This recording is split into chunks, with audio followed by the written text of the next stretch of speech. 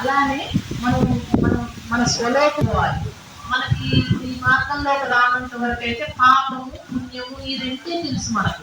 అంటే పాపం చేస్తే మనం అఘోరలోకానికి పోతాం, పుణ్యం చేస్తేనేమో స్వర్గానికి వెళ్తాం అన్న వరకే తెలుసు. ఇప్పుడు ఈ మార్గంలోకి వచ్చాక ప్రతిసారి వీటికన్నా పైన ఉన్నతమైన లోకాలు ఉన్నాయి ఇంకా అని చెప్పారు. అయితే మనం సాధన చేసి జ్ఞానం తెలుసుకోవాలి.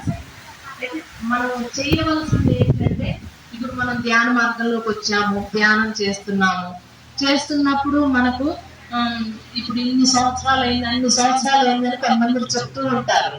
అది సంవత్సరాలు కాదు ఇంపార్టెంట్. అసలు ఇందులోకి వచ్చి నేనేమన్నా ఎదిగానా ధ్యానపరంగా, నేను చేసేది సరి అయిన సాధనేనా, నాలో ఏమైనా మార్పు వచ్చిందా, నేను ఇతరులకు ఏమైనా ఉపయోగపడుతున్నానా అసలుకి అన్నది చూసుకోవాలి. అంటే ఇతరులకు నువ్వు ప్రతిసారి చెప్తాడు కదా, నువ్వు ధ్యానం వస్తే నువ్వు ఒక్కదానివే చేసుకొని ఇంట్లో కూర్చొని చేయడం కాదు, ఇతరులకు కూడా చెప్పాలి. నువ్వు చెప్పినప్పుడే ఆ వస్తే ఆ చెప్పు, ఈ వస్తే ఈ చెప్పు అని ప్రతిసారి చెప్తాడు.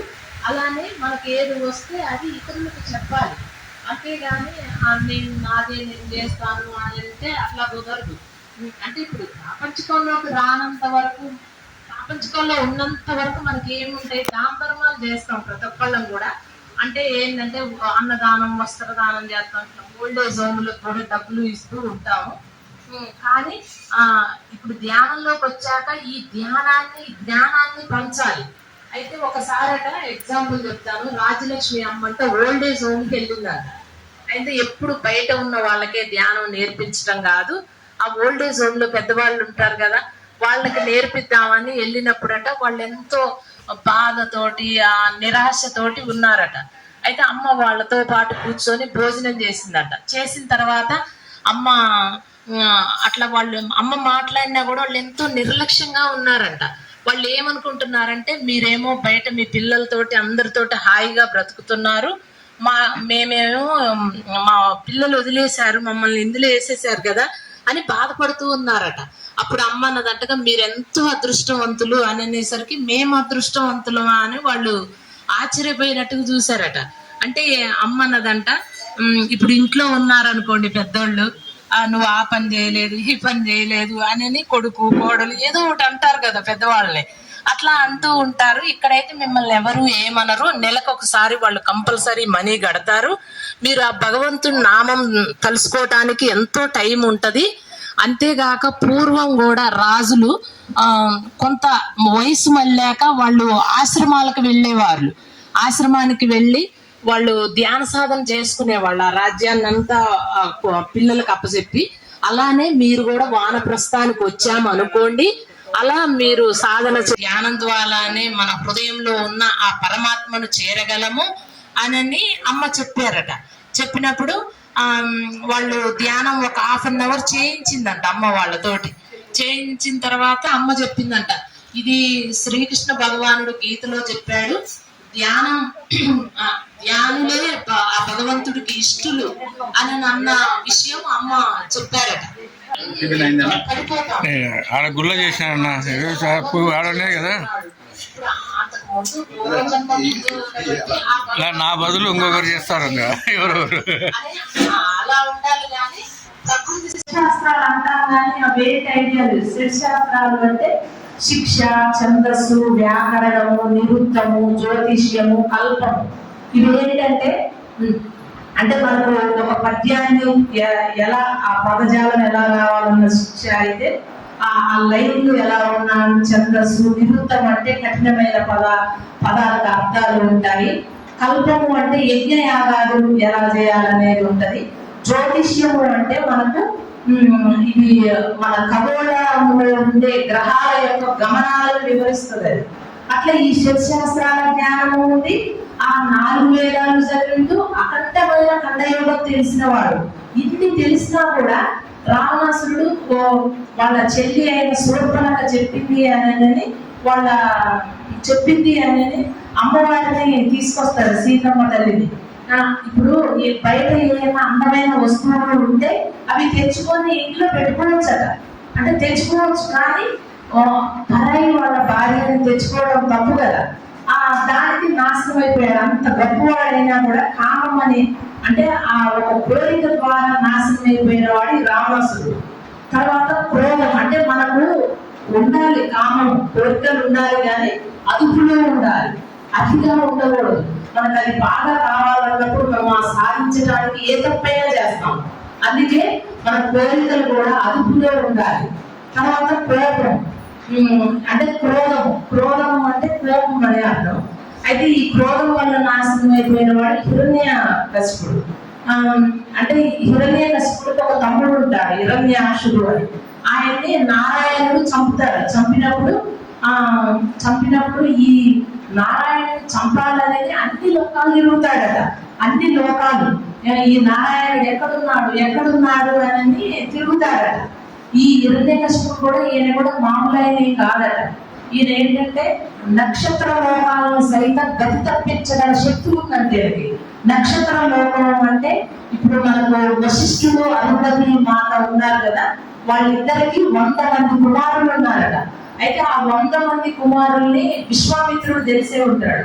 అయితే విశ్వామిత్రుడు వచ్చి వీళ్ళ దగ్గర గోవుడు అడిగినప్పుడు ఆయన ఇవ్వలేదని, ఆయన యుద్ధం చేసినప్పుడు ఈయన మంత్రశక్తితోటి, అంటే ఆయన ఎంతో మంది సైనికులతోటి ఆ రాజ్యంలో వాళ్ళతో ఫైట్ చేసినా కూడా వశిష్ఠుడు ఒక్కడే ఆయన మంత్రశక్తితోటి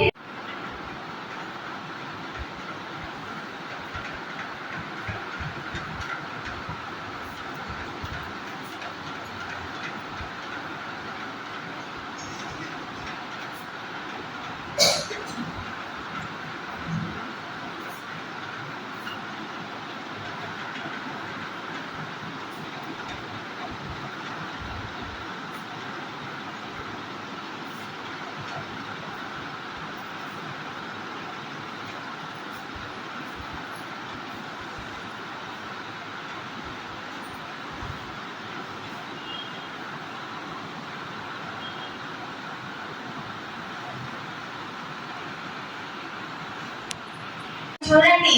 ఉదాహరణకి మనము రాముడు, మన శ్రీరామచంద్ర ప్రభు ఆ ఒక ఏ ఊర్లో అయినా ఆ ఆలయం అంటే టెంపుల్ ఏ ప్లేస్ ఉండదు. మరి అంత గొప్పవాడు మన చక్రవర్తి రేపు రాజుగా అయ్యేవారు మరి సడన్ గా తన పిన్నమ్మ వచ్చి నువ్వు 14 సంవత్సరాలు వనంలోకి వెళ్ళాలి అన్నప్పుడు ఆయన ఏం చెప్పడం జరిగింది? కట్టు బట్టలతో తన భార్యని తీసుకొని తమ్ముడిని తీసుకొని వెళ్ళడం జరిగింది. అంటే చూడండి, రేపు ఎంతో వైభవంగా తను రాజ్యాధికారాన్ని పొందుతాడు అన్నప్పుడు కల్లా తను 14 సంవత్సరాలు వెళ్ళాడు. మరి చూడండి, మనం ఒక 14 రోజులు కూడా అన్ని ఫుడ్ అన్ని ప్యాక్ చేసుకొని వాటర్ అన్ని ప్యాక్ చేసుకొని అడవిలో ఉంటామంటే ఉంటామా? అస్సలు ఉంటాం. ఎందుకంటే ఎప్పుడు చీపాం పట్టేస్తుందో, ఎప్పుడు ఏదో వచ్చేస్తుందో, అక్కడ నాకు కంఫర్ట్ ఉంటాయో లేవో. మరి అంత గొప్ప చక్రవర్తి అన్ని సంవత్సరాలు అడవిలో ఉంటూ తన రక్షే కాకుండా తన భార్యని రక్షిస్తూ మరి అన్ని చూసి ఆఖరికి అక్కడ పంచభక్ష పరమాణాలు ఎత్తి ఎన్నో చేస్తే ఇక్కడ అనుకోని ఇవన్నీ పండ్లు ఇవన్నీ తింటూ ఉన్నాడు. మరి ఆ కష్టాలన్నీ శ్రీరామచంద్రుడు ప్రభువుగా పూజనీయులు అవుతున్నాడే. అంటే ఇవన్నీ మానవుడు ఎదగాలి అంటే ఇవన్నీ మానవుడుగా ఇవన్నీ మనము భరిస్తేనే మనం అంత గొప్ప స్థితికి ఎదుగుతాము. మరి అదే విధంగా శ్రీకృష్ణ ప్రభువుని కూడా చూసుకుంటే మరి ఆయన ఎక్కడ పుట్టాడు? క్లాస్ బోర్ పడుతుందా? మనందరూ సందేశించారు. క్లాస్ ఎలా పడుతుందంటే మనం క్లాస్ ఆపేసి ధ్యానం చేసుకుంటాం. ఎట్లా అవుతాను కాబట్టి సరే కొంచెం అలర్ట్ అవుతారు. సరే, మరి చూడండి, కృష్ణుడు ఎక్కడ ఉంటారు? మరి జైల్లో పెట్టారు. మరి అంత మహానుభావుడే జైల్లో పెట్టారు. మరి ఆయన పుట్టినప్పటి నుంచి స్వయంగా చేరదీసిన మేనమామ ఏం చేశాడు? ఎప్పుడెప్పుడు కనిపిస్తాడా, ఎప్పుడెప్పుడు చంపుదామా అని ఎదురు చూశాడు. మరి ఆయన 14 ఏట వచ్చే వరకు కూడా ఆయన విద్యాభ్యాసమే అవ్వలేదు, అంటే ఆయన వెళ్ళలేదు. మరి అందరూ రాక్షసుని సంహారమే సరిపోయింది ఆయనకి. మరి 14 సంవత్సరాలకి సాందీప్ మహర్షితో తన విద్యాభ్యాసాన్ని తను పూర్తి చేసుకొని ప్రపంచంలో ఇప్పటి వరకు ఎవ్వరు ఏ యుగంలో కూడా ఇవ్వని గొప్ప గురు దక్షిణగా ఇచ్చిన గొప్ప వ్యక్తి మరి శ్రీకృష్ణ భగవాన్. అంటే సాందీప్ మహర్షి యొక్క కొడుకు చనిపోయిన ఒక కొడుకుని మళ్ళీ బ్రతికించి, అంటే పంచభూతాల ద్వారా ప్రకృతిని కూడా శాసించి మరి అంత గొప్ప మన బహుమతిగా ఇచ్చాడు. అంటే ఇక్కడ మనం ఏం తెలుసుకోవాలి అంటే, సారాంశం నుంచి ధ్యానం చేస్తే నువ్వు ఏదైనా సాధించగలవు అని మనకి ఎంతో మంది ఋషులు మహనీయులు మనకి ఇక్కడ బోధిస్తున్నారు. మరి నువ్వు ఏ జీవితాన్ని చూసుకున్నావు, రామరాజుని చూసుకున్నావు, శంకరాచార్యని చూసుకున్నావు, ఒక వీర బ్రహ్మేంద్ర స్వామిని చూసుకున్నా, లేకపోతే ఎవరిని చూసుకున్నావు, ఎంతో మంది ఎన్నో కష్టాలన్నీ భరించి, అంటే పత్రిసార్ కూడా ఎప్పుడు ఉదాహరణ చెప్తూనే ఉంటాడు. ఎప్పుడెప్పుడో ఉన్న వాళ్ళని పక్కకు పెడితే మరి పత్రిసార్ కూడా పుట్టుకతోటే ఈ కాశ్యాలు కట్టుకుని అవన్నీ వెళ్ళే తను కూడా తన ధర్మాన్ని పాటిస్తూ సడన్ గా ఈ జ్ఞానం తనకి వచ్చి మరి ఈరోజు ఒక వ్యక్తి ఇంతమందికి ప్రభావితమై ఈ వచ్చాము అంటే ఆ ధ్యానం చేస్తే అనంతమైన శక్తి ఉంది. ఆ జ్ఞానం ద్వారా నువ్వు ఏదైనా చేస్తావు, ఎంత మంది అయినా నీకు వశం అవుతారు. ప్రకృతి సైతం నువ్వు కను సైగల్లో ఉంటుందని ఎంతో మంది గొప్ప